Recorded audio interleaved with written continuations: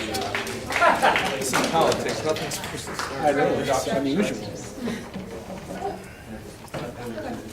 Okay, would you guys each like to introduce yourselves? Go ahead. Absolutely. This is Mr. Funiciello. Oh, good luck with that one. Thank you very much.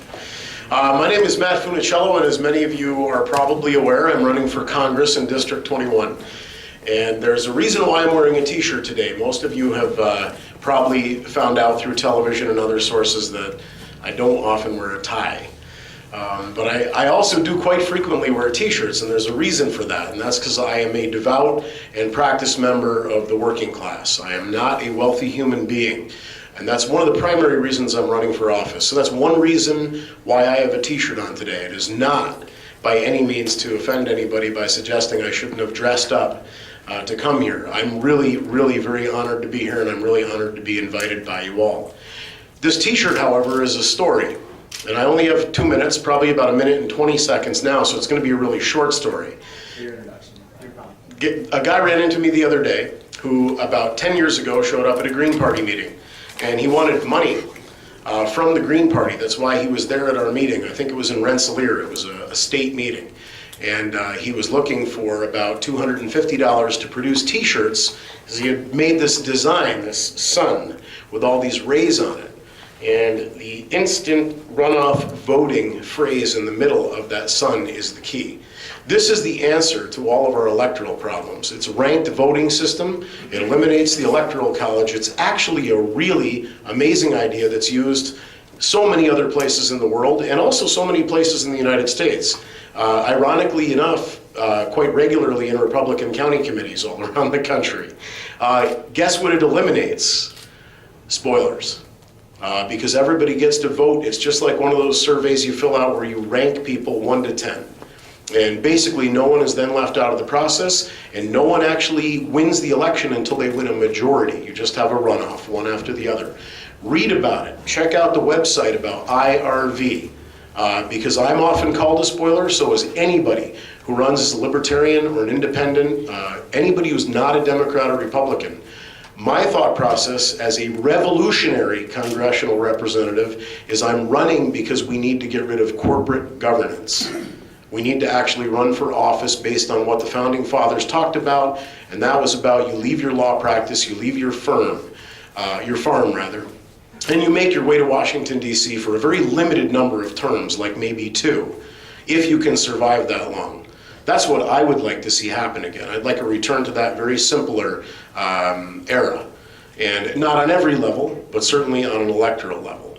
You're going to get that if you vote for me, because no one else who is running for Congress that we're aware of in this cycle who has a chance to win, and I do, I have a chance to win this race, is actually from the working class and advocating that we change things.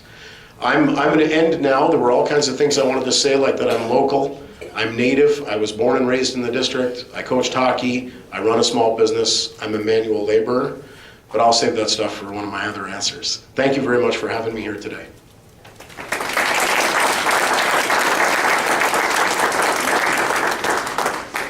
Thank you very much. Thank you, everybody. Thanks for having me here, especially to the students. There's something about walking into a school that makes me feel like I am in high school. And it's a funny feeling, but it's one I treasured very much. When I was a senior in high school, I was very interested in politics. So it's so heartening to see that you guys are. I'm also thinking a lot about my daughter. I'm the father of a 3-year-old girl who just started preschool this month. And it's been kind of a crazy experience. I take her to school in the morning before going out campaigning, and she holds onto my leg like it's the trunk of a tree and says, "Don't leave me, Daddy." So I'm glad to know that there's a kind of hope on the other end. And I hope very much that she gets interested in this stuff, because I have been, one of the greatest parts of this whole experience for me has been going into any one of our 4 district offices, which are full of people just a couple years older than you guys, and seeing that despite all the dysfunction, despite all the garbage and all the negative advertising and all the money in politics, that there's still so many young people interested. When I first said to my daughter, my wife said, "Daddy's running for Congress," Eloise, my 3-year-old, said, Where is he running to? But now I think she understands, and I think she certainly understands on some level that on some level I'm doing this for her as much as for anyone. I want so much for her to have a future and have a future in this district. And I first came to this district when I was just 1 year older than she was, in 1968. And over the years, I have served on community and conservation boards. I've sold and distributed the products of local farmers in Essex County. I have proudly worked with Democrats and Republicans alike to help save 10 small-town North Country movie theaters. And I've gotten very excited about the ways that we're able to work together here.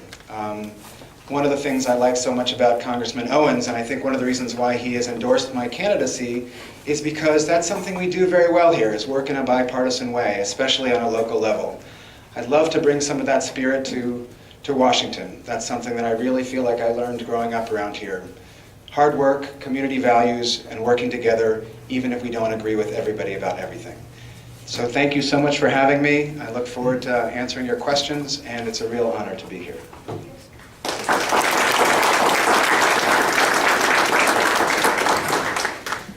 Thank you so much. I also want to thank the students here today for putting together this event. It says a lot about your civic engagement, and it wasn't very long ago that I was in your shoes. It was only 12 years ago, actually, that I was a senior in high school. And I've always been interested in public policy, but you deserve a lot of credit for pulling this together, and I also want to give credit to the other candidates. This is our second forum in the past few days, and it's a great opportunity for voters, regardless of who you support in the audience today. I'm so glad to see so many people here to listen to what our ideas are and be a part of the process. And I hope that one of you young people, or many of you young people, choose to run someday. And I hope that we all encourage you to do that as we share our positive visions today. And for those of you I haven't met, my name is Elise Stefanik. I was born and raised in upstate New York. I grew up in a small business family. My parents started our family business called Premium Plywood Products when I was a kid. I saw firsthand how hard they had to work to start our family business. And I was the first member of my immediate family to have the opportunity to graduate from college. Like you, I worked very hard in middle school and high school to have better opportunities than my parents had when they were brought up. And my parents were very supportive of that. I got involved with a bipartisan organization as an undergraduate called the Institute of Politics, where it really encouraged young people to talk about the issues from both sides of the aisle. So working with many of my friends who were Democrats, some of them who were Republicans, and many who didn't know what they were. It was a great experience for me. I'm running for office because I think we need a breath of fresh air and a new generation of leadership in Washington. The issues that we face as a country, whether it's our spending and our rising national debt, whether it's the healthcare costs, whether it's student loan issues and college affordability, or whether it's providing jobs for our young people, we need to make sure young people have a seat at the table in order to fight for our generation. And I also think that we have an opportunity to recreate government so that we have smart government and we're more accessible, using technology and all the tools that are part of your daily lives as you grow up. So thank you so much for the opportunity to be here today. I'm looking forward to the questions. And again, congratulations on putting together an excellent forum.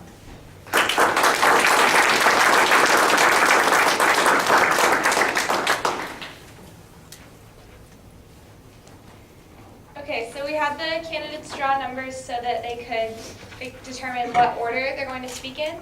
So first, we have Mr. Funiciello. Said that right? It's close. I'm not going to give you the grief about it. Sir, what is one of your top priorities if you are elected into office? I would say my top priority, and we'll use your top priority. Your top priority when you're polled are jobs. And this ties very directly into something I've been saying all through the campaign. It should never be a congressional representative's job to get us jobs. What it should be their job to do is to take all of the corporate subsidies that are happening through the federal government and end them. We are engaging in economic development on a regular basis, and we are told that this is the way to build our economy, and that's just not true. And most of us who work for a living know this. When you give General Electric money out of the Federal Reserve, and you don't charge them interest, that eventually impacts us. We end up paying for that. It's a private bank. If they gave us jobs, that would be a trade that we could consider on a mathematical basis. They don't give us jobs. They shut down factories that have been there for many, many decades, just like they're doing in Fort Edward near my hometown, and they lay off union workers so they can move to right-to-work states in Mexico or China. Now, this is what's happening since NAFTA and GATT.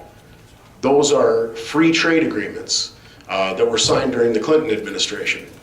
That was the death knell of manufacturing in our country. How are we going to ever rebuild ourselves if we stop manufacturing? That's how the Roman Empire fell. They didn't make anything anymore. We're not making anything anymore either. So we either have to develop regional microeconomies that are built around small farming and small business, which I'm all for, or we need to realize that there's another answer. And the other answer is the removal of those subsidies would allow us to divert some of that economic flow. That diversion should happen in a green jobs program where we take our need for energy independence and we allow for the growth of hydro, wind, and solar power. Why are we not basically subsidizing photovoltaic production, giving you jobs doing that? Thank you. Mr. Woolf, you have the floor. Thank you very much. Look, I think nobody in their right mind would run for Congress in this district unless they did think that they could help provide jobs. I agree, though, with Matt. It's not a congressperson's job to actually provide the jobs, but to give tools that businesses they need, to give businesses the tools they need to succeed. We have marvelous assets in this district. Fresh air, clean water. We have an incredible tradition of agriculture and forestry. It's really, really important that we make sure that small businesses get tax breaks. I'm the only candidate who's proposed a 20% tax break for small businesses that add jobs or increase payroll. I think it's also really important that we invest in the things, as Matt mentioned, renewable energy. Government has a role in encouraging new forms of energy, and we've done that very well in this. We provide 30% of the renewable energy in the state from this district. So we need to keep giving the kind of advantages to those trades that will help keep providing jobs in clean energy. I think one of the things that really often gets forgotten is that we are within a day's drive of 70 million people here. So within one day's drive, 70 million people, that's a huge market for our products. But we have failing roads and bridges, we don't have a digital infrastructure, and one of the things that we have to do in order to grow those things and to build our roads and bridges and to invest in our infrastructure is to have a way of getting that revenue.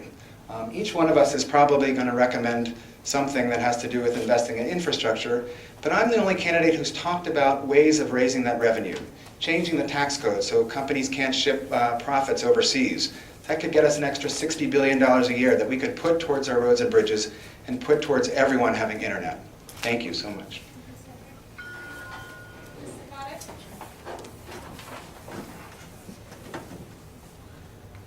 My top priority running for office is how do we create jobs and economic development, and this has a particular impact on young people in this district.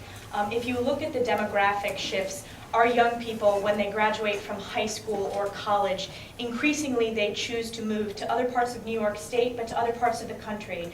So my campaign has been focused on how do we create those good paying jobs here in northern New York.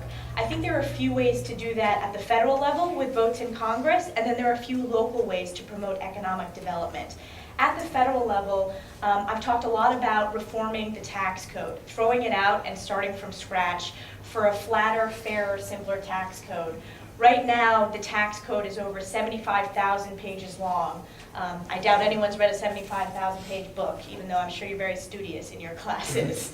I think we need to have a tax code that makes sense, and so that people can file their own taxes and small businesses have incentives to hire additional people. So getting rid of all these special interest loopholes so that everyone is on a level playing field, and that so young people are able to start those new businesses. How do we make sure that happens? We need to reduce the regulations and red tape that hinder young people and anyone who wants to start a new business. And another important part about providing jobs is making sure that we have cost-effective healthcare that's very high quality. This is an issue that's been really important to my campaign. My family's small business had our healthcare coverage canceled. This is a story I hear throughout the district as I visit small businesses and with families who have had cancellations to their healthcare plan. We need to make sure that healthcare is affordable, high quality, and that it's patient-centered so we can have access to the physicians and specialists we need. Another priority of mine is, again, rethinking government, which I think young people could particularly relate to. How many of you are on Facebook out of the college students, or out of the high school students? Probably unanimous. I hope to post every vote on Facebook so that people can see and they can hold their representatives accountable.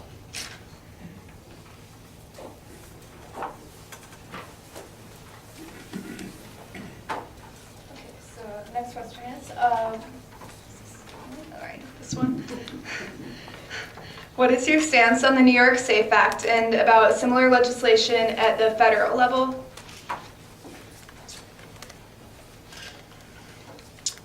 Very surprisingly, I'm a green who owns guns. I grew up in Wilton, New York. That's primarily where I spent my time. I grew up on a farm. I had a .22 in my hand for the first time when I was about 6.5 years old. I believe guns are a tool. I don't believe that guns are a weapon unless you make them one. They're a lethal tool, and they can be.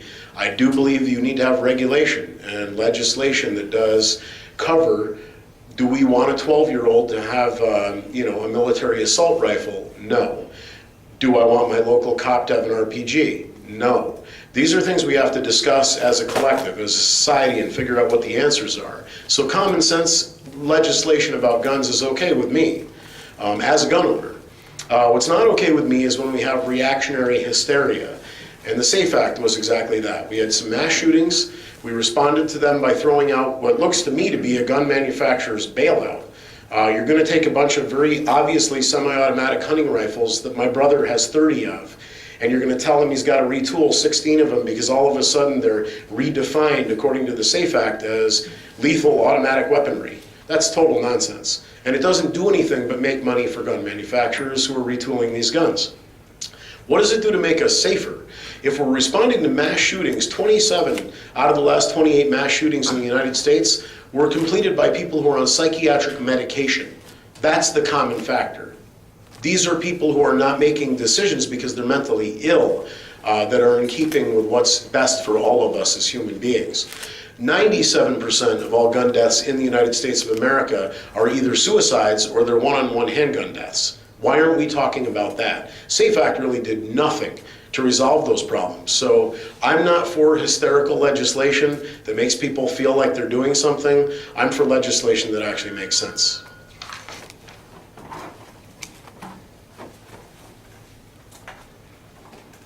I'm against the New York SAFE Act. I'm a gun owner, like Matt. I've had a .22 in my hand for decades. Look, I don't go hunting a lot, but we shoot a lot of tin cans at my house, and it's one of the things that my wife is much better at than I am. But my wife is a psychologist. She specializes in children exposed to violence and trauma. And one of the things that she has said from the start is that this is a holistic problem. There's no question that gun violence in America is an issue we need to deal with. But this is an issue we need to deal with, I think, as Matt pointed out very effectively, on a mental health issue level as well. In schools like this, we have all sorts of mechanisms. The school nurse is trained to watch out for certain physical ailments. But all of these mass shootings happen with people for whom there were red flags, for whom there were people who said, you know, something's not quite right with that kid.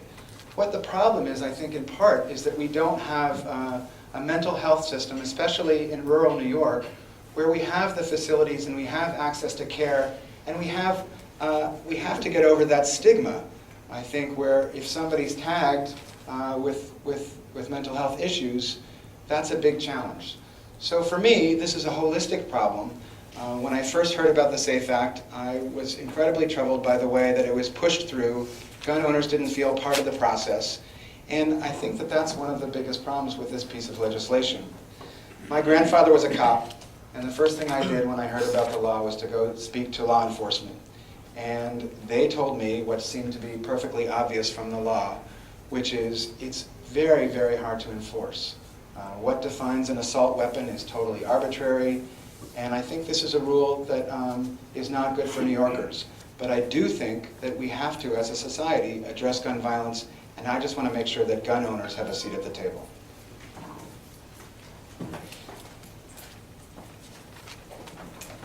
I'm opposed to the SAFE Act. I believe that the SAFE Act is unconstitutional. When I launched my campaign over a year ago, one of the first events I went to was actually an anti-SAFE Act rally in Plattsburgh, New York. And it's interesting, all of us have done a lot of driving around the 21st district and the 12 counties in the district. A very consistent sign that you'll see on people's yards is the anti-SAFE Act sign. So it's really been an opportunity for individuals to stand up for their constitutional liberties.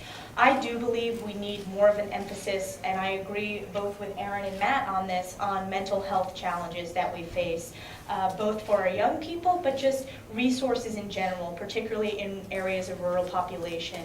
I think it needs to be part of our healthcare discussion, and I also think it needs to be dealt with as families. We need to make sure that families know where to go to if they need help or they see someone in their family who may be struggling, particularly our young people in schools with cyberbullying and different issues that are raised. So I'm opposed to the SAFE Act. I hope to go to Congress to stand up for our Second Amendment rights and our constitutional liberties, but I hope, and I think we're going to get there as a country and get there in New York State, that we can have more of a focus on our mental health resources.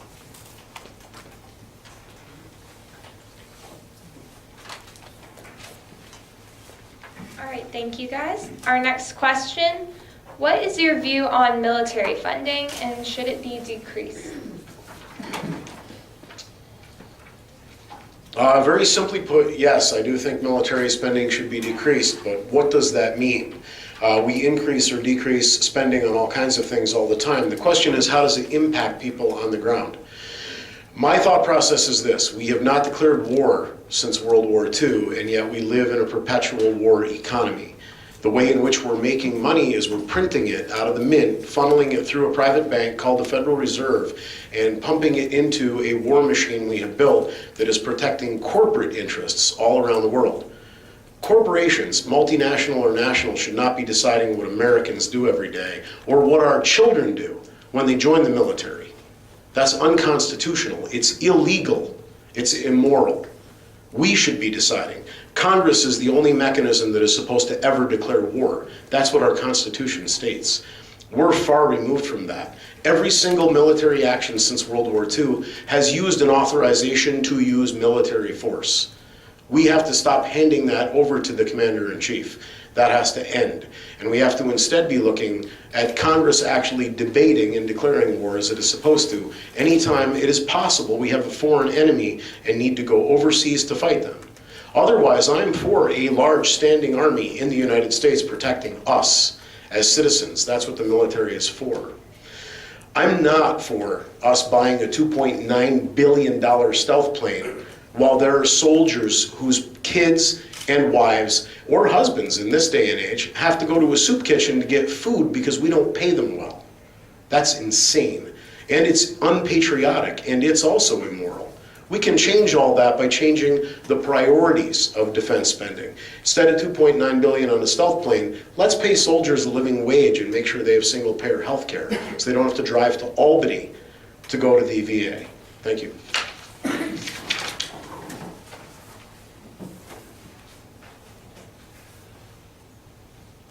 Look, I think the U.S. military is the most important force in terms of our diplomacy, in terms of having the strength to back up our role in the world community.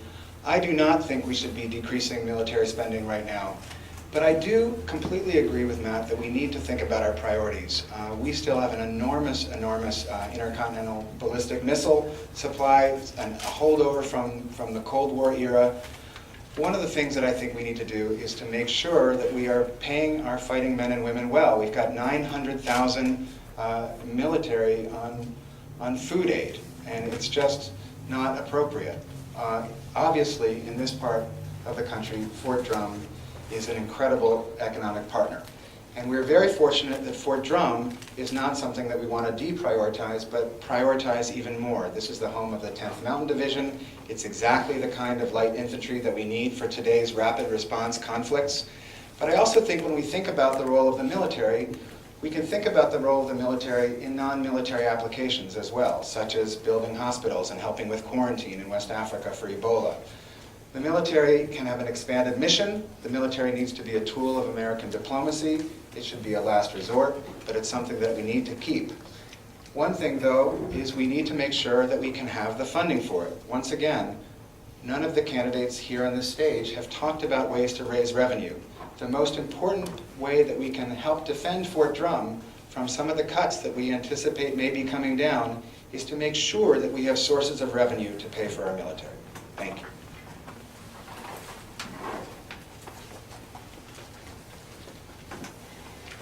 I wanted to take a moment, first of all, to thank, I'm sure many of you in this audience have members who have served, members of your family who have served in the military, or some of you may be here today. I want to thank you for your service. I was actually a high school student when September 11th happened, and a number of my friends signed up for service because they believe in this country and they believe that the U.S. military is a force for good in the world. So I commend those of you, as you're making the decision as you graduate, if you choose to go into the military, that is the greatest form of service, far greater than any candidate is doing. Fort Drum is incredibly important to this district, but it's also incredibly important to this country. As the home of the 10th Mountain Division, which Aaron just referenced, that's the single most deployed unit in the U.S. Army. We need to make sure that we're protecting Fort Drum and that we're continuing to promote Fort Drum as a model for other military posts across this country. Fort Drum is the largest employer in this congressional district, and it's also the largest single-site employer in New York State. Unfortunately, under President Obama's leadership, the sequestration, which is the across-the-board defense cuts, which have led Fort Drum from being shifted to 3 brigades to 2 brigades, we need to make sure that we have an advocate fighting back against the sequester. This president has decided to focus only on the Department of Defense to make cuts and isn't looking at other parts of the U.S. government. We need to make choices as a country in terms of our spending, and I believe that we need to consistently have strong military spending to make sure that we're able as a country to be a force of good but also protect our country. If you look in the world today, there are hot spots in Russia, in the Middle East, in the Ukraine. Every time you open your newspaper, you're seeing how increasingly volatile the world is. So I think it's very important to maintain the support for Fort Drum and to fight back against the sequester.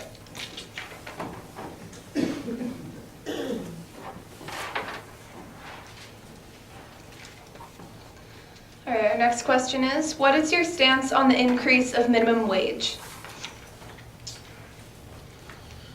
My stance is pretty direct, but I'm going to tell it to you in a minute. I'm going to give you a statistic or two first. The main statistic is one that Bill Moyers cited about a month ago in an article I read that he had written. In a study that he was citing, it showed that 48% of us, if the economy continues as it is nationally, will be in the service economy by 2040. Now, many of you know that means we're going to be flipping burgers.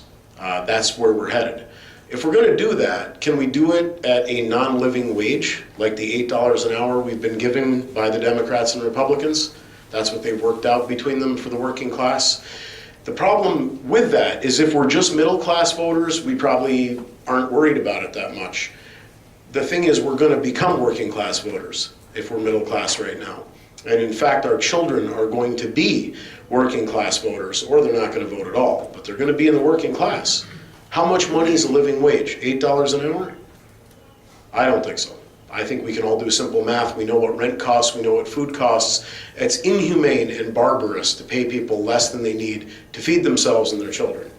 And yeah, I agree, you need to work hard. I worked 100 hours a week when I was building my business. I still work 50 to 60 hours a week right now and pay myself for 40, alongside my workers at their wage. What we have to ask ourselves is, how do they do it other places in the world where they've raised the minimum wage? How do they do it here when they raise the minimum wage? In Sweden, they pay somebody who flips burgers 20 bucks an hour. That's their minimum wage. And guess what a Big Mac costs? $80? No, $5.25. About 60 cents more than it costs here. It's not insane to expect that we can elevate workers. Henry Ford said a very long time ago that if he paid his assembly line workers enough to buy a Model T, then everyone in the United States would be a consumer of his product. Brilliant.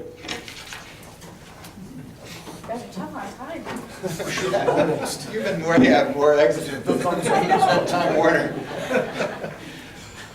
We need to give ourselves a raise. We need to give Americans a raise. Crossing the district while running for Congress, I have run into families, working people, some that are having 2 and 3 minimum wage jobs, working 50, 60, even more hours a week, and they don't have enough to feed their family.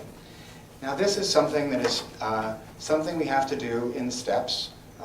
I'm in favor of a $10.10 minimum wage, and then I'm in favor of raising that minimum wage as we link it to inflation, so that we never get in a position that we're in today where real wages haven't gone up in 35 years. Look, this is something that the CEOs of some of the fast food places that Matt was referring to, McDonald's, Dairy Queen, Subway, are all in favor of. It's also something that small business is in favor of. 67% of small businesses in the Northeast, according to a recent national survey, are in favor of raising the minimum wage. 61% in the nation. Now look, these businesses don't want to pay more payroll gratuitously. They want to make sure that their customers get a raise, and their customers can pay more. This is especially true in retail. Now, the Henry Ford reference is exactly right. Henry Ford paid $5 a day, which is, in today's equivalent, $14.50. I don't think $14.50 is a realistic goal for today's small businesses, but $10.10 is, and we can get there right away, and we must do that. Thank you.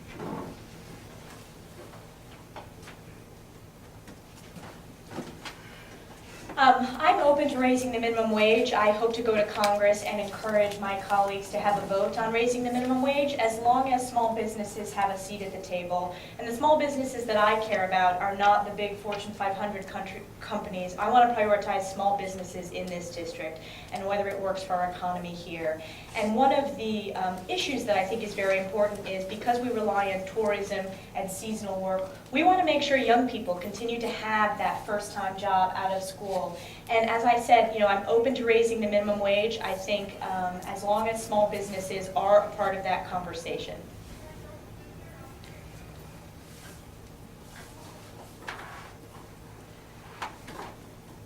Thank you, candidates. Next question is, do you see a need for eliminating the federal income tax and increasing state sales taxes because of this?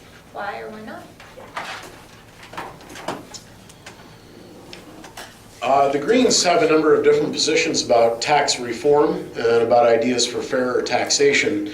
As with many parts of my platform, I just talked to a friend of mine who's an economics professor at Siena and said, hey, I actually, as a very simple human being who likes things to be kept simple, really resent all of the regulation and oversight by the IRS and taxation and finance. I hate the idea that my taxes are being used to pay interest at the Federal Reserve. This is an insane system. I kind of like the conservative idea of a flat tax. How can we have one that isn't regressive? And I said, in comparison, though, we have to bear in mind I'm talking about a $15 living wage in single-payer health care, which is health care we already pay for but don't get from the federal government. If we gave workers that, would it be regressive to have a flat tax or a consumption tax? And he said no, and all you have to do is pair that with a wealth tax. So we crunched the numbers. What you could do is you could bring in all the same revenue that's brought in right now from our tax base by having a 10% consumption tax. Now bear in mind, none of you that are paying income tax, you're not paying property tax. You're not paying any other tax, no sales tax, nothing. A 10% consumption tax and a 1.3% wealth tax would be assessed yearly on people whose assets were valued at more than $10 million, or corporations whose assets were placed at a value of more than $10 million, which would level out the playing field, and we would stop having this upside-down pyramid where Lockheed Martin doesn't pay any taxes at all, and I'm supporting GE, and you're paying for Walmart's payroll because it doesn't pay its workers enough, and we're all also being taxed on our income, which is also unconstitutional. So again, sweeping tax reform. Will we get it when you first elect me? No. But we'll get it when we get 10 more independent congressional representatives who agree that a flat tax makes more sense.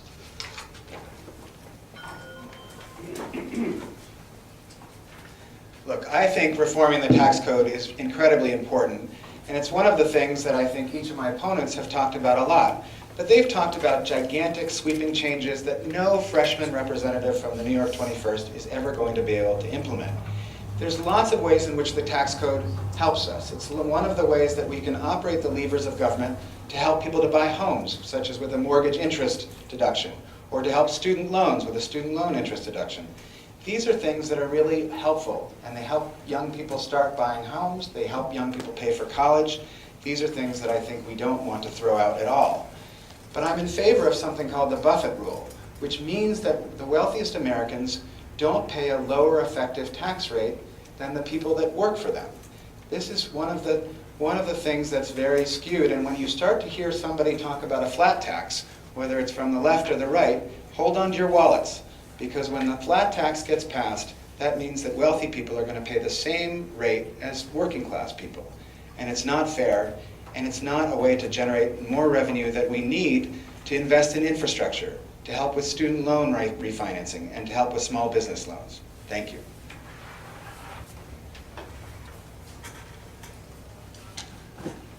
As I said, I'm running for Congress because I want to put forth new ideas and bring a new generation of leadership. I'm running because I want to not be a backbencher, but have a seat at the table to tackle the big issues that are broken in Washington. The tax code is broken, and while Matt and I disagree on what our replacement for that tax code is, I think we need to fundamentally change our tax code and start from scratch so that it makes sense. It's simpler for average American families to understand it. 80% of Americans now rely on outside help to file their taxes.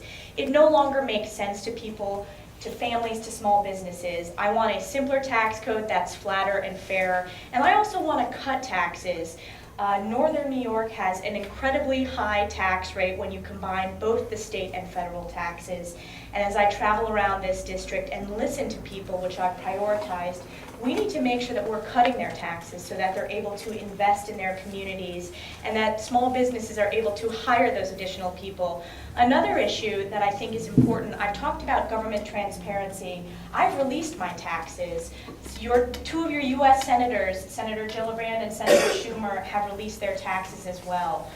We're from different political parties, but I think that that is something that our members of Congress should be doing to provide the transparency and the accountability. The reason why I did that is I want to rethink how representation in Washington works. So I will release my taxes if I earn the support of this district, but I also want to reform the tax code so that it makes sense for your generation.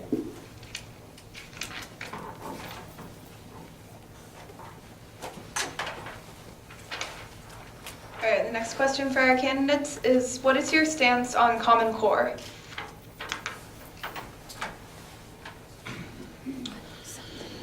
I am completely against Common Core, and the primary reason is anecdotal.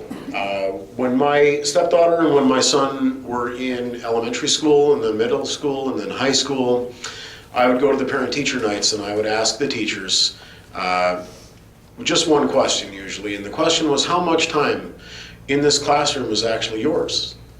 In other words, how much time do you actually have to teach what you're passionate about to these students who are human beings just like you are as a teacher? Can you actually connect with them, or are you being forced to teach to the test? Without almost any exception whatsoever, the number 5 came up. It was either about 5 minutes of class time or it was about 5% of class time.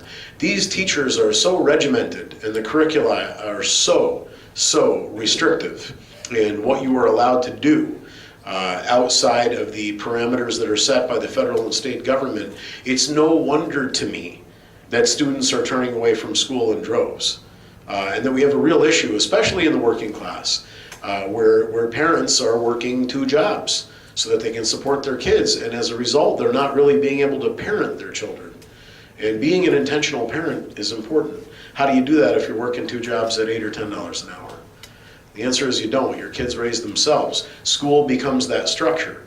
If school is really boring and your teachers aren't passionate about everything, and they can't teach you things that they themselves are interested in, you're not going to have a good experience and you're going to want to leave school and go work. As most of us find out, work can be a very similar experience too if we don't have schooling, ironically. So I would say the right answer is, like with most other answers, are instead of Congress having top-down management of what happens to our education, we need to reauthorize regional and municipal boards to actually do a lot of that work, so the people who live in a small area can choose how their students are taught.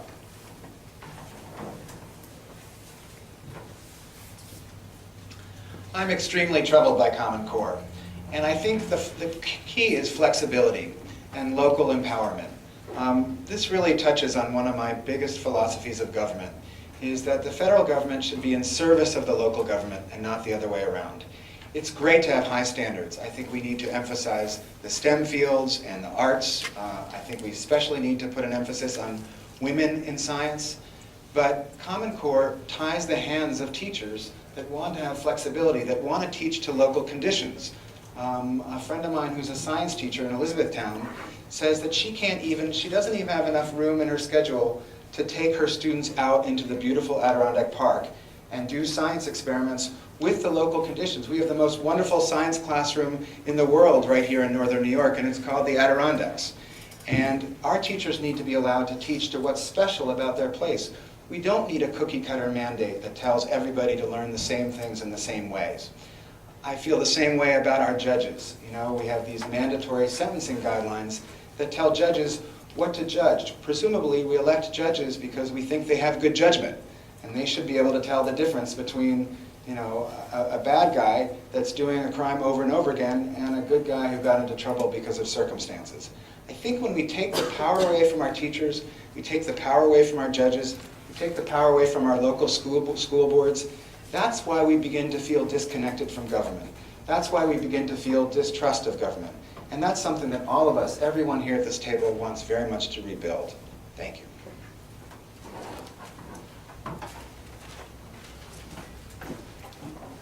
I agree with a lot of what both Matt and Aaron said, and I like to point that out when there are opportunities where we do agree.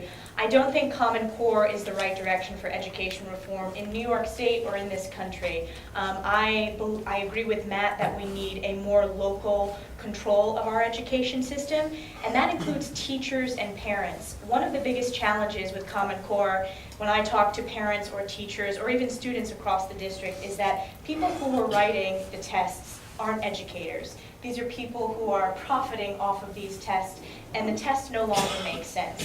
And teachers, unfortunately, are now forced to teach to test in different ways that they haven't done before.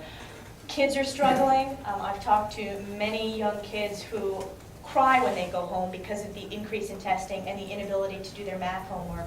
But what's even more troubling is parents. You said that parents help many of our students. I know when I was growing up, when I had issues with math problems, I would turn to my parents for help.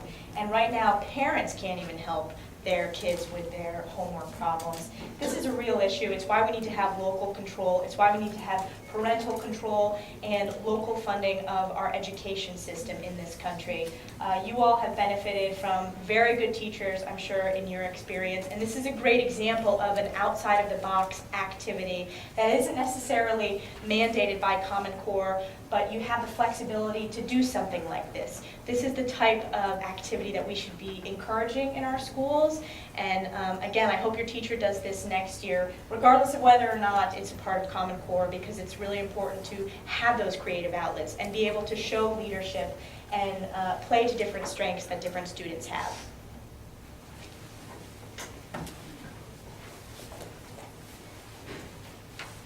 Thank you. The next question is, how do you define women's rights, and based on that, how do you intend to support women's rights?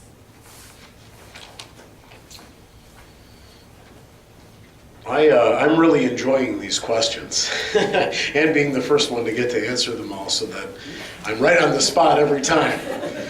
Let me first say very bluntly and forthrightly, as I do pretty much everything that I say, which I'm sure is costing me votes every time I open my mouth.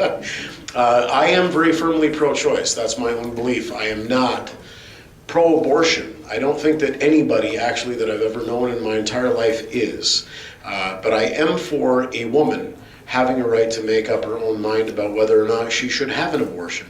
I also am fully aware that Planned Parenthood, which is usually the organization that is attacked most vociferously by those who don't believe anyone should have an abortion, and I respect their right to feel that way. I just also respect that there was a Supreme Court decision made. And there are all kinds of Supreme Court decisions I completely disagree with, but there are right ways to fight those. And we haven't overturned Roe v. Wade, so it seems to me there shouldn't be obstructionist legislation in its way. I like to quote Ron Paul about this issue. If I was to run for Congress and I was to say I'm going to represent everybody who lives in this district, and a majority of those people, if we could figure out a way to do a referendum, and we could see that a majority of the people who lived and voted in this district disagreed with me about this, I'm your representative. I do believe, as Ron Paul said then, that it would be my job and my duty to vote the way you wanted me to. I'm not supposed to be going there to tell everybody what I like or what I think. I can advocate, and Ron Paul certainly has been an advocate of things I agree and disagree with. But the reality is he understood what representation means. He wasn't going to lead or boss or administrate or manage you into something. He was saying, this is what I believe, but I'm going to vote the way you want me to. That's what representation is supposed to be about. That's what I would do in office.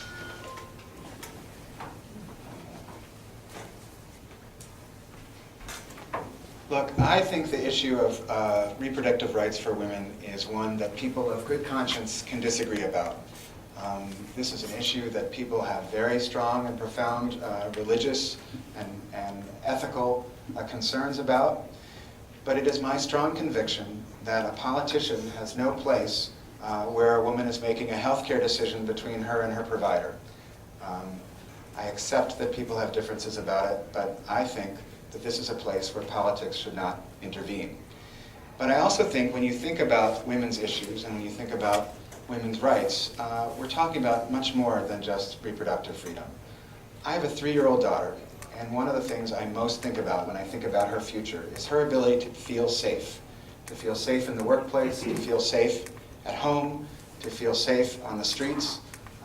I'm particularly concerned that there were so many people from one of my opponent's parties that didn't even want to reauthorize the Violence Against Women Act. This is a very simple and important piece of legislation that I think is absolutely essential. It's also really essential to make sure that women get paid the same as men for the same work. The Paycheck Fairness Act is something I'm absolutely in favor of. I think it's something that we need to do not just because it's the right thing to do and not just it's right for women, but because it would put $2.2 billion more into the economy. Here in New York State, women get paid 82 cents for every dollar a man gets paid. Again, just like raising the minimum wage, which disproportionately would help women as well, getting more cash in the economy is a good thing. Even the Wall Street Journal thinks the reason why we have crawled so slowly out of the recession is because of wage inequality, and women are disproportionately hurt by that. Thank you.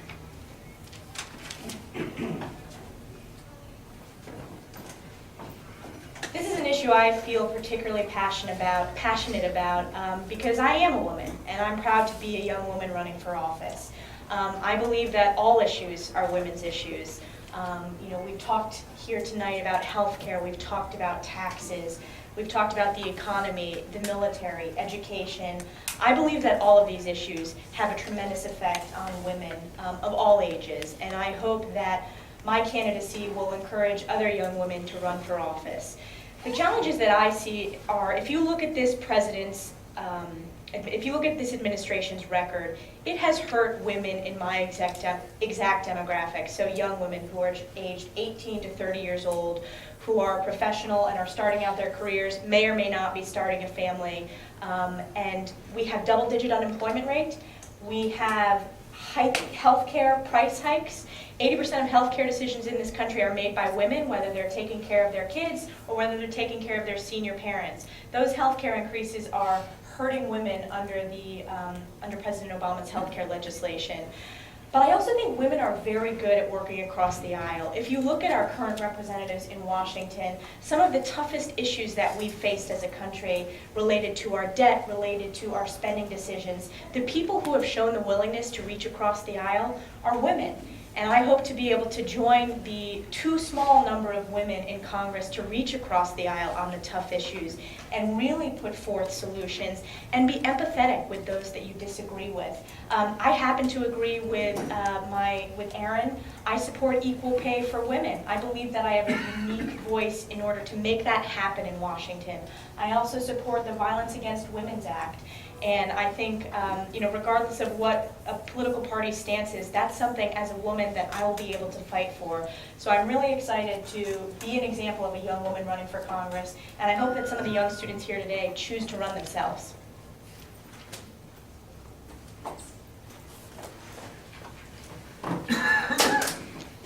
Our next question is, what are your views on campaign finance and how wealth determines the success of a particular party or candidate?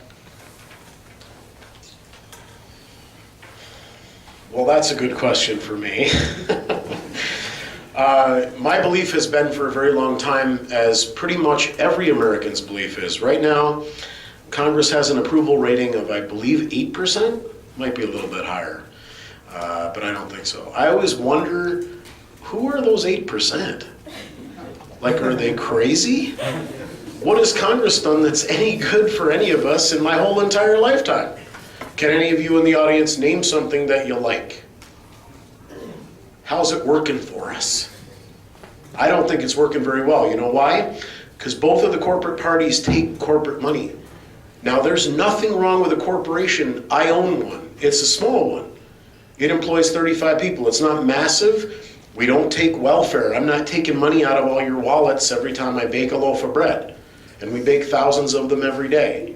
What I'm doing is creating a product and selling it on the open market. I'm a capitalist. That's how it's supposed to work. So when I have to dole out money out of my paycheck, and my workers have to do the same, to pay for Walmart's employee subsidies, and the beef that goes into the McDonald's hamburger, and the jobs GE is supposed to give us that they don't, I get really upset. So do all the rest of you too. Congress is where that gets decided. Who gets all the handouts? And guess who decides it? Corporate lobbyists. Guess what another word for corporate lobbyist is? Congressional representative. Do you know almost all of them go into that field after they're done playing around in Congress? Well, let's let them stop. Let's make them stop. If we all actually vote for someone who doesn't take corporate money, and you're looking at someone right now who doesn't, other than my own corporation's money, maybe we can start an avalanche of people around the country, voters who realize we have the power to end this system and our disapproval of that system.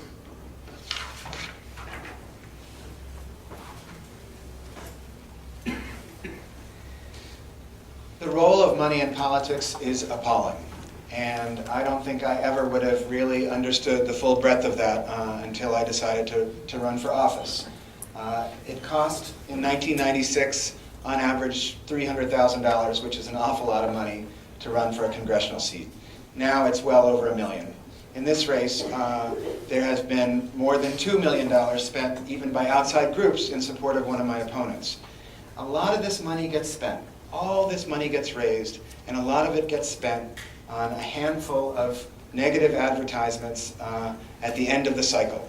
So you, the voters, instead of having this marvelous opportunity to hear from the candidates in a forum like this, are getting your information from a series of 30-second ads with dark, grainy images and dramatic music and, scary images.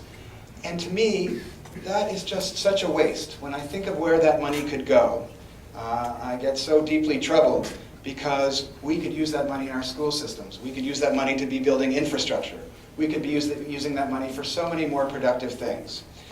The problem is that, as a Democratic lawmaker expressed to me, both sides, and I'm not including all three sides, but both sides are afraid to unilaterally disarm. It's sort of like what happened in the Soviet era with the Cold War. Both sides had all these weapons, and nobody was willing to take the first step. Well, the irony is, of course, the only way to really begin to do that is to get to Congress. And so, you know, two of the three of us have played along with that. But I think it's probably something that we need to address very soon in this country. We have 25 of the biggest companies in this country who pay no taxes at all. And a lot of that has to do with the fact that they have a lot of influence over Congress and they're able to change the laws. I hope that's something that your generation, my generation, and all of us can address soon. Thank you.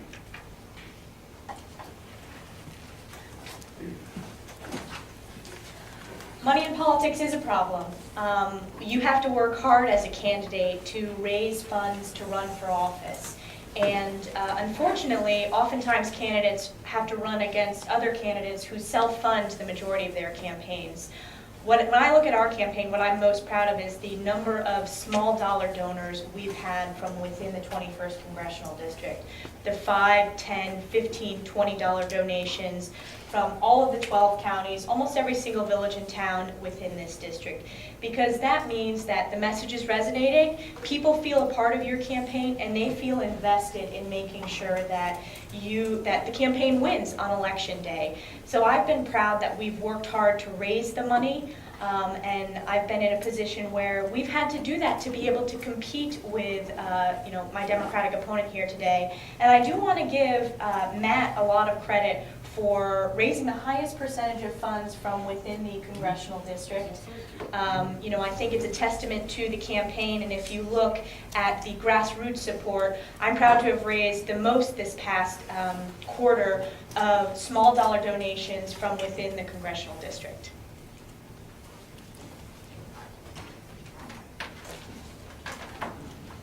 All right, now we're going to take one of our community questions.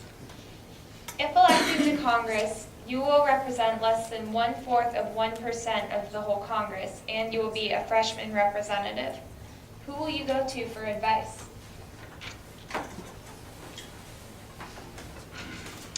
Well, this is a really hard one. I'll go to the same people I've always gone to for advice. I will go to my father and my mother. They're both very wise, very working class people. My mother was born and raised in Gloversville, New York. My father was born and raised in Ballston Spa, both within the district, just like me. Not tourists at all. Bottom line is we are good, solid people. They are good, solid people who decided that they were going to learn everything they could about the systems of governance in this country and be active citizens, and they always have been. I also have the amazing good fortune, though, to depend on a huge group of not only community members, but leaders in the Glens Falls area, which is where I live. I have been active on a civic level for the better part of 15 years that I have lived there in Glens Falls. And I really take the pulse of the people that I know who live in the community. I've coached hockey, I've coached baseball, I've worked on the arts boards there, I've participated in all kinds of different activities around Glens Falls. I endlessly support charities that are there. We give bread out to the soup kitchen and the pantry. I have interaction with people in my actual community because I actually live there.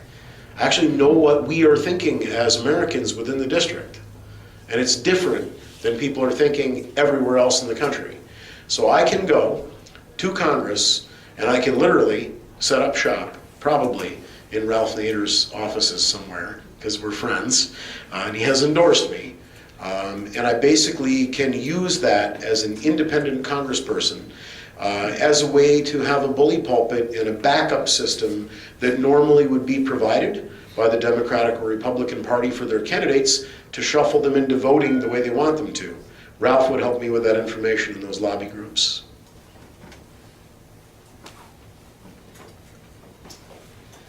Well, I'm really pleased that Matt mentioned his parents. My parents were an incredible influence on me.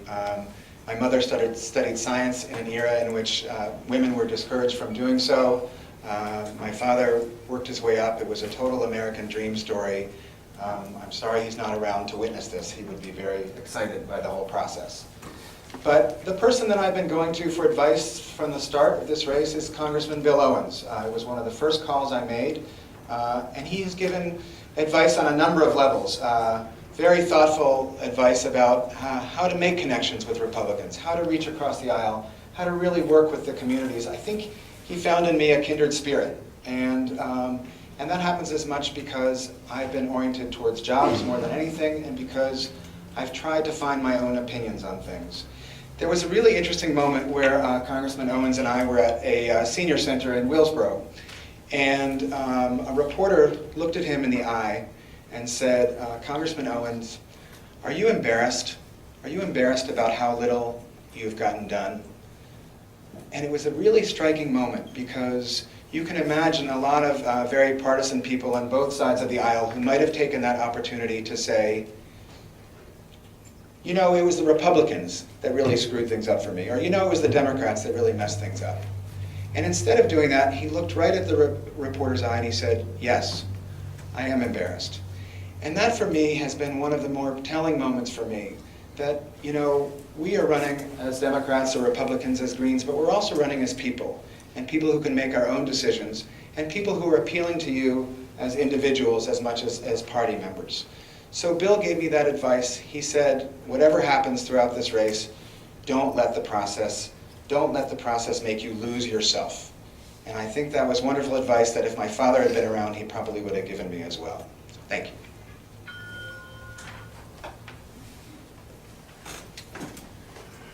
I think the most important advice that you would get as a representative, or that I would seek out if I earn the support of this district, is the constituents.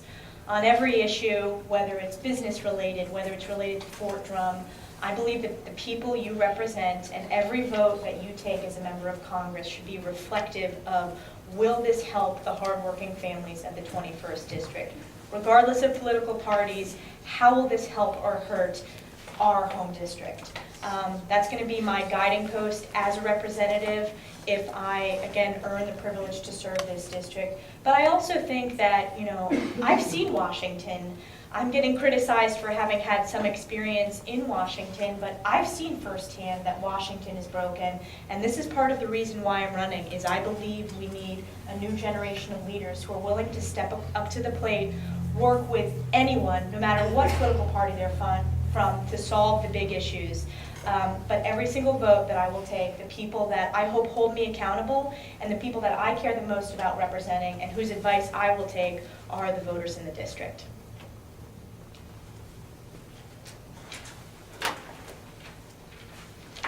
Thank you. Okay, this will be the last question before we do our brief summary statements.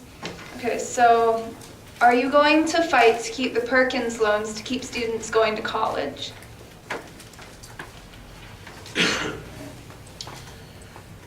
This, like many other questions that are asked throughout the course of the campaign, is really a transitional question. So I'm going to answer it very quickly and move on with my thought about transitions. Yes, I would fight very hard to make the cost of education as cheap as it possibly could be. But I would, instead of talking specifically about Pell Grants or Perkins loans, or talking about the Elizabeth Warren plan to reduce the interest on college tuition, I would ask us to all have the same kind of courage of vision that we had when we landed on the moon. There's something out there in us that has died. When we talked about we could go to the moon, we can have a race with the Russians, and we can beat them, and we can go there, it inspired our imagination. Here's the really ironic thing. You don't need to inspire your inspiration. You don't have to be inspired to go forward into the future to a time when college is free for anyone who wants to attend it. You can actually go backwards to when the public schools that we built in the state of New York were free for anybody who wanted to attend them. Why is my son paying $22,000 a year to go to one then? Why are your children paying to go to them? If they're good students and they want to go to school and public money paid to build the school already, why are we being charged again?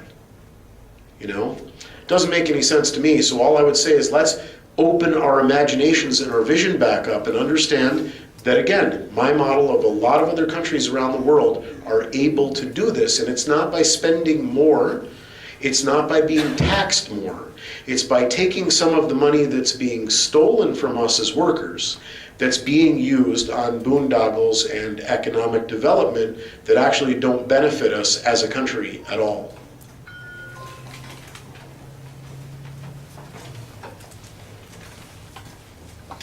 Think about this.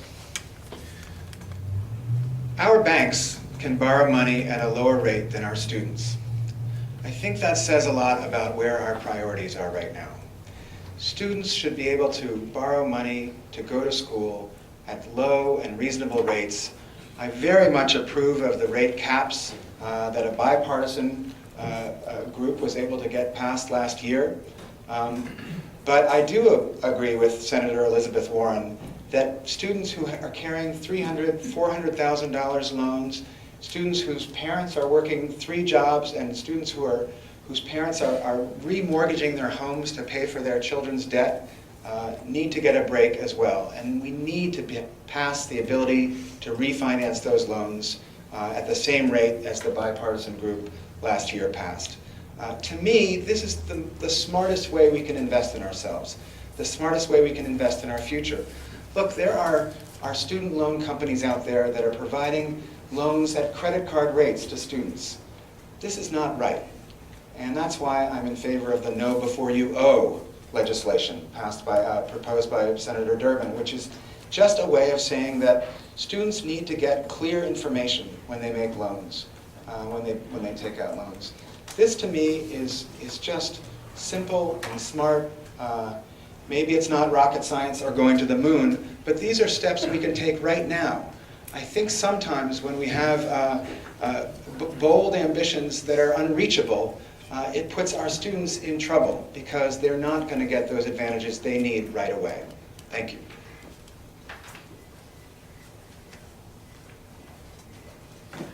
I visited a number of the colleges in the district talking about this issue with the students themselves at Clarkson, at SUNY Potsdam, SUNY Canton, at SUNY Plattsburgh, St. Lawrence, and our students are worried about the student debt they have after they graduate, and they're also worried about their ability to get a job.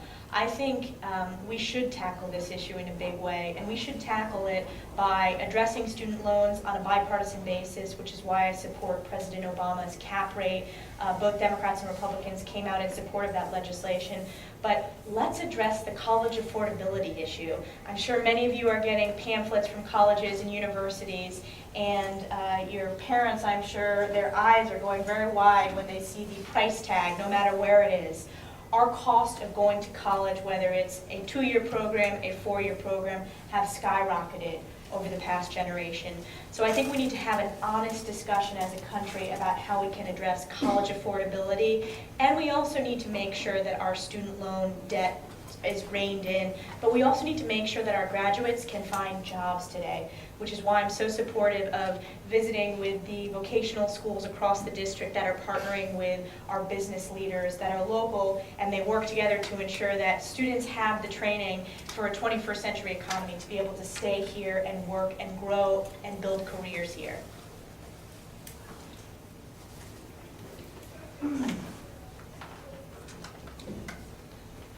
All right, at this point, we're going to ask each candidate to come up and give a brief summary statement.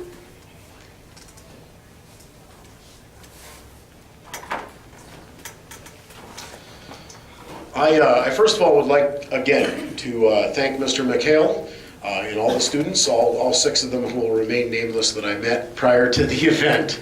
Thank you very much for having us here today, and thank you all for coming out too. Thank you, Elise and Aaron. I'm going to state again that although maybe it's not important to some or all of us, it's important to me. People are coming from all over the country to buy congressional seats wherever they think they can get away with it. I'm going to accuse Elise and Aaron nicely of being 2 of those people out of the 3 who are running in this race. They're not from our district. They have tenuous ties here at best. I was born and raised here. It matters in that you know I'm not here to buy the seat. I'm here to represent you. I've raised $30,000. They're spending millions. You know, whose money is it all? Who are they actually going to represent when they get to Congress? Not you, that I can promise you. You might not disagree, you might not agree with me about everything that I have to say, or you might agree with me about a lot of it or think it's not possible. I'll just say to you, Congress right now is incredibly dysfunctional and it's in gridlock. If you believe that their intent is to do good for us, I don't believe that at all.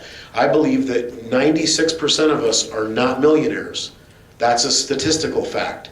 100% of congressional representatives are.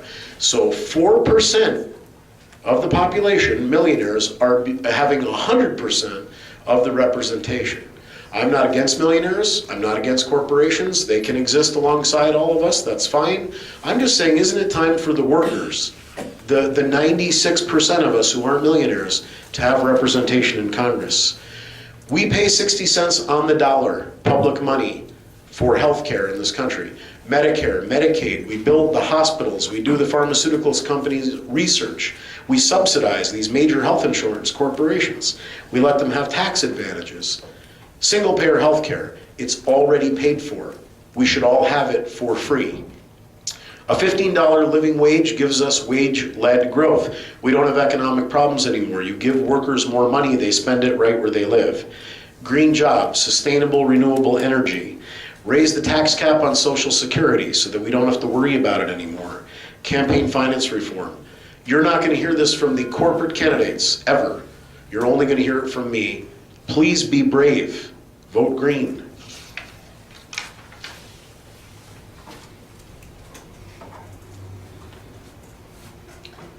I'm not a corporate candidate.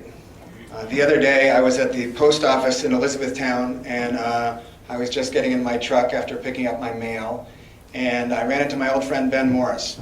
And Ben said, well, gee, I bet you're the only candidate who drives a pickup truck with a ladder rack and a chainsaw in the back. And I said, you know, I don't know. He goes, by the way, Aaron, you know, I've known you since you were 4 years old. I never knew you were a Manhattan multimillionaire.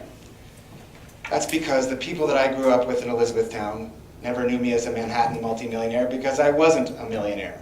And I certainly wasn't from Manhattan. I was a kid that went to school with them, that went to camp with them, that went to summer playground, and they asked me, you know, I'm a little flummoxed when I hear some of these accusations. You know, my father was so poor when he was a kid that he shared a bed with his siblings. When he talks about his childhood, it sounds like something out of the 19th century. His family didn't have enough money to pay for heat, and he would run down to the bakery in the morning and press his back against the bakery wall. My dad often said that, you know, somewhat jokingly, that the best thing that ever happened to him is that the Japanese started World War II. My father fought in the Pacific. He came back on the GI Bill and went to college. When he bought that house in Elizabethtown, we were a family of incredibly modest means. Now, I married a woman, I fell in love with a woman that happened to have a lot of family money. A lot of what I feel like I'm working for is to make sure that children of the next generation, of my daughter's generation, of your generation, can have the same possibilities that my father had, the same possibilities that my wife's family had. And the fact is, they don't, and they can't. And that's a big problem. So we need to strengthen forward-looking legislation. That's why the GI Bill is so great. That's why we have to invest in our infrastructure. That should be our moon program. That should be our moon program. Yes, I did put some of my own money into this race, and I'm very proud to have done that. And the best thing, and my father, I know if he was looking down from heaven, he would be saying, Aaron, that was a good thing to do. There can't be a better thing to put your money in, because I'm doing it because I believe in you. But I did not get money from the Koch brothers, as Elise Stefanik did, and I did not get money from ExxonMobil, and I'm not a corporate candidate. Thank you.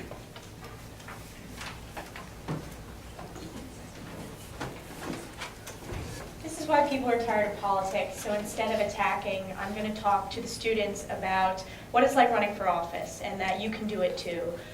Over a year ago, I simply started traveling around the district, talking to people and listening to them firsthand about what their concerns are, about how we can move this country in the right direction, how we can create jobs, how we can protect our constitutional liberties.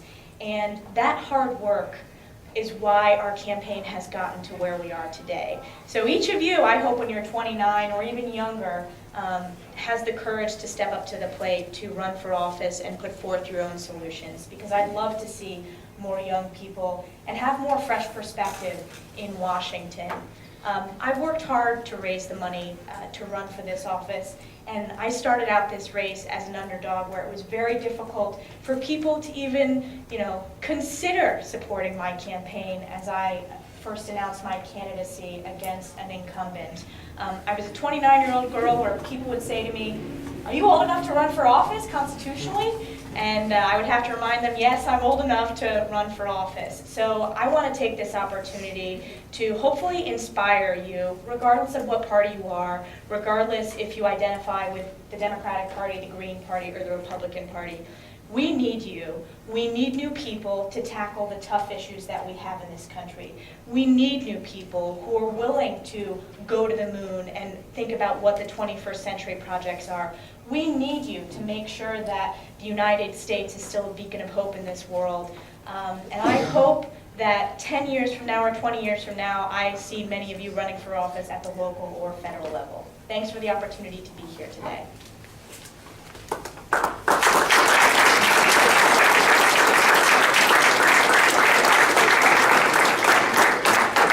I'd like to first extend a generous thank you to all three candidates for making the time possible to make democracy function and important to students. As an educator, I have to take a higher road. And issues are of utmost concern and of importance to the American people that live in our community that want to hear real issues and solutions to them. It's very difficult, I know, to look at differences in regards to different political ideologies, and that's why people make choices. We are free to choose who we believe in regards to democracy and its practice and its principles. But these are the young minds to cultivate to make those choices and differences because they haven't yet determined what their political ideology is yet, completely. You gave them an opportunity to see a point of it. Again, it's always to hear the solutions devoid of the politics. And I commend you to stick to the issues, and we try to do our homework as best as we could.